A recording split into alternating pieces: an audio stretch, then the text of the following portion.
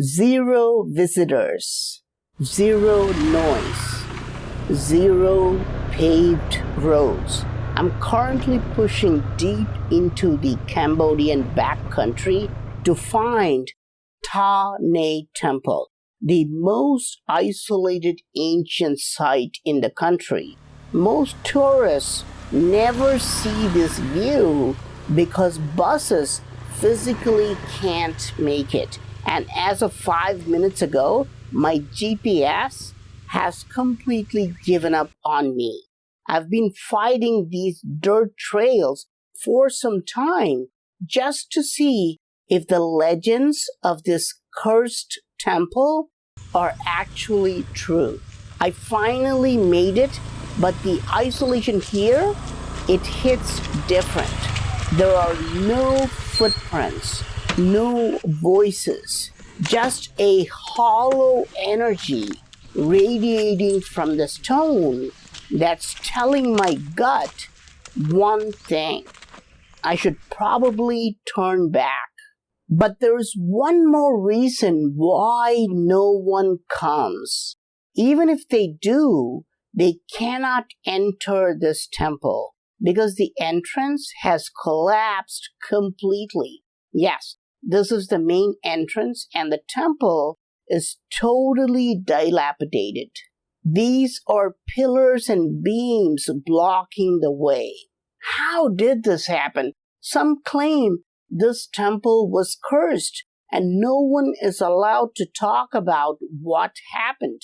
But even this smaller entrance has a plaque that says no access. The wooden frame around it tells me it was placed to support the falling stone blocks. What happened in the last 1,000 years? Look at this moss-covered block. At first glance, it's just ancient rubble. You might think 1,000 years of decay has erased its identity, but you would be wrong. This isn't just stone. This is Kala, the literal personification of time. And if you look into these carved eyes, you will realize something chilling. Time isn't just passing us by. It's staring right at us. Was this temple built by time travelers? Did the gods come to Earth using propulsion technology during ancient times? Why else do we see these rocket-like carvings? But who is the main deity?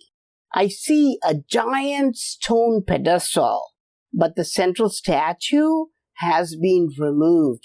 But I see something more exciting. This is going to be mind-blowing. This stone base is much, much larger, and when I clear the leaves, there's not one hole, there are 3 holes. But there's something beautiful about this artifact. It has a lot of sharp cuts, as if it were made using machines. Look at that shallow curve around the center hole. This is insane. Inside each rectangle, you can see 2 slots going in opposite directions.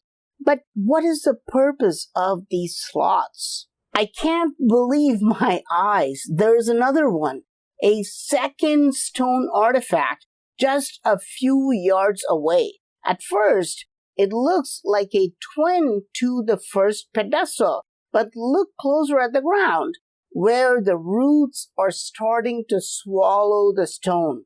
I'm clearing the leaf from the holes, and wait, did you notice that? The 2 smaller holes only have 1 slot each. Why? And why did the first one have 2 slots? This isn't just a copy, it is a different configuration entirely. And just nearby, look at this, a massive lotus-shaped pedestal completely claimed by green moss and lichen. We aren't just looking at ruins. We are looking at a complex layout of precision cut components. But there's something absolutely crazy hidden in these walls. What is that? Let's get closer. Look at this beautiful female. Her hairdo is unlike anything I've seen. But look even higher. Do you see that? A tiny human-like figure, a little man carved right into the side. And when we move to the other side, there he is again, almost invisible under the moss. But look at the very top. You see the three-headed elephant? This is the mount of Indra, the god of lightning and thunder. But look closer. Indra himself has been erased. Someone or something deliberately scraped the god of thunder out of the stone. Why was he targeted? This is an apsara, a celestial being from the ancient texts. But look at the detail. It's actually a bit unsettling. Her beauty is so mesmerizing because she appears alive. It's as if the sculptor didn't just carve stone, but trapped a living soul inside. Look at the way she is positioned, as if she is just waiting for the right moment to break free from the curse and step right out of the wall. Is she waiting for us? Or is she waiting for the curse to be lifted? I'm still circling the perimeter, but this temple is fighting me. Every single entrance seems to be barricaded, as if something is desperate to keep people out. Look at this broken sandstone pedestal. Something didn't just break it, it was shattered from the inside. The tree roots have literally weaponized themselves, splitting the solid rock wide open. Have you ever seen anything this aggressive? I hear eerie sounds coming from directly above me. I know this sounds crazy, but the atmosphere here is changing. I'm heading to the back to find a weak point, but even the rear entrance is locked down. What am I going to do? Wait, look there. Yes, I can enter the temple through the back. There it is again. That sound, it's coming from directly above me. It's like a bird and an insect screaming in unison, a sound that shouldn't exist in nature. Is this a warning? Is something trying to stop me from crossing this threshold? I can't explain why this keeps happening, but I'm going in. At first glance, it looks like a massacre of masonry. Shattered pillars piled up like bones. Total disappointment. But wait, look past the rubble. There is another doorway hidden behind the collapse. I'm incredibly lucky with the way this structure is shifting. This entrance could be sealed forever in a few months. As I step through, the scale of this place finally hits me. It's massive. And look at the lintel immediately above us. What is that? It has limbs. It has a face. But that is not a human being. The path ahead is completely choked. Massive stone blocks are strewn everywhere like a barricade, and it looks impossible to reach the inner carvings. But I'm not turning back. I can feel there's something extraordinary waiting on the other side of this collapse. And I am right. Look at this. As I push past the ruins, a masterpiece reveals itself. Can you even begin to decode the meaning of this carving? At first glance, it looks like a simple warrior on a horse. But look closer. There's something much more significant. This is Lord Kalki, the final avatar of Lord Vishnu. Finding a carving this rare in the middle of the jungle is almost unheard of. But here's the part that will haunt you. Ancient Hindu texts describe Vishnu appearing in 10 different avatars. First, he comes as a fish. Then he evolves into a turtle, then a rodent, then a mammal. It's staggering. Darwin's theory of evolution is accurately described here, sequentially, thousands of years before modern science. But Kalki is the avatar of the future. The texts say he arrives on a flying horse. Notice the sculptor's clue. He has carved a bird flying directly in front of the horse. This isn't a horse on the ground. This is a craft in the air. See these figures at the bottom? They're pointing up in shock. They're witnessing this god descend from the sky. And look at his hand. He isn't wielding a traditional sword.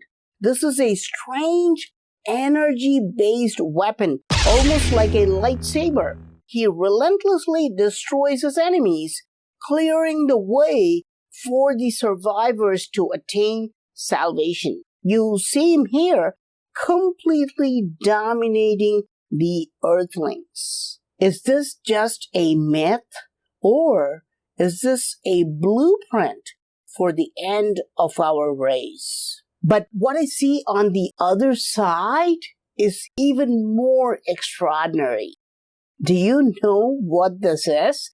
This shows a man building a massive vessel, taking his family and animals to survive a global cataclysm. No, this isn't Noah from the Bible. And no, this isn't Utnapishtim from the Epic of Gilgamesh.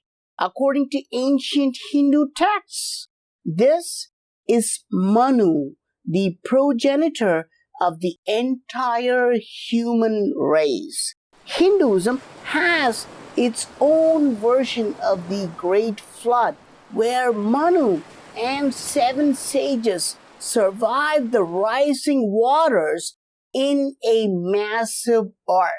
But the Hindu texts go a step deeper than the Bible.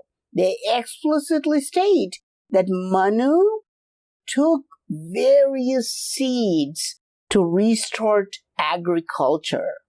It answers the one question Bible skeptics have asked for centuries. How did they grow food after the flood? The answer is right here in the stone. But look at the name itself, Manu. He is the first man. In Sanskrit, mankind is called Manavas. It has the exact same root as man in English and man in German. Think about that. Is it possible the Great Flood was a real physical event that happened in our distant past? Look at the word for sugar. It's azúcar in Spanish, shakar in Persian, and sarkara in Sanskrit. The names differ slightly, but they all describe the exact same thing. Or these ancient texts across different continents, just different languages describing the same terrifying history? Are we looking at the actual origin story of mankind? By the way, we're looking at two of the rarest carvings ever. You cannot easily find carvings of Manu and Kalki in most temples. I don't know if you fully understand the gravity of what we are looking at. On one side, we are looking at the past, the origin of the human race. And on the other side, we are looking at the future, the end of the human race. And I'm standing in between, in the gift, the present. Now, we are entering the most sacred part of the temple, the sanctum sanctorum. As I step inside, I'm discovering details that are rarely seen by the public. Look here, freshly used incense sticks. It proves that even in this remote jungle, ancient traditions are being practiced at Ta Nei to this very day.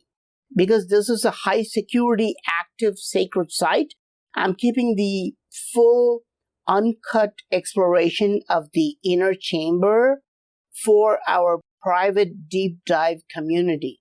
I want to ensure this footage is shared with those who truly appreciate the deeper history and spiritual significance of these rituals. Click the join button below to see the complete high-resolution walkthrough of the inner sanctum and help us document these incredible living traditions. As I step out of the temple, I'm met with this, a massive stockpile of ancient stone, cordoned off and silent. What are we looking at? At first glance, it looks like a single Naga statue. You can see the head right here and these heavy sections of the body.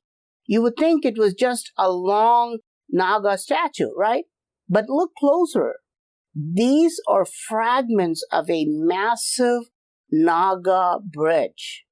In the glory days of Cambodia, these bridges were the grand entrances to the divine, giant serpents acting as living balustrades. This is what we are seeing here. But where is the bridge now? It's right here, shattered and collapsed. Even in this state of total decay, the walls are covered in micro carvings so fine they almost look impossible. A massive Naga head would have stood right here guarding this entrance. These tree roots have mercilessly forced their way into the heart of the bridge. It's as if nature itself is reclaiming the stone, or perhaps, as the legends suggest, punishing it. This is exactly why people believe this temple is cursed. See how deep these roots have driven themselves into these cracks. And look, they're still vibrant and green. They aren't just sitting there. They're actively consuming the Naga bridge at this very second. It's honestly tough to see a place this brilliant falling apart. But there's something so powerful about this temple. If you ever make it to Cambodia, you have to come here and see Ta Nei for yourself. It's totally worth it. But my work at this temple is done, and I've already heard about another site, a temple that defies every law of physics. I'm heading there right now, so make sure you're tuned in for that update. I'm Praveen Mohan, and I'll see you at the next one.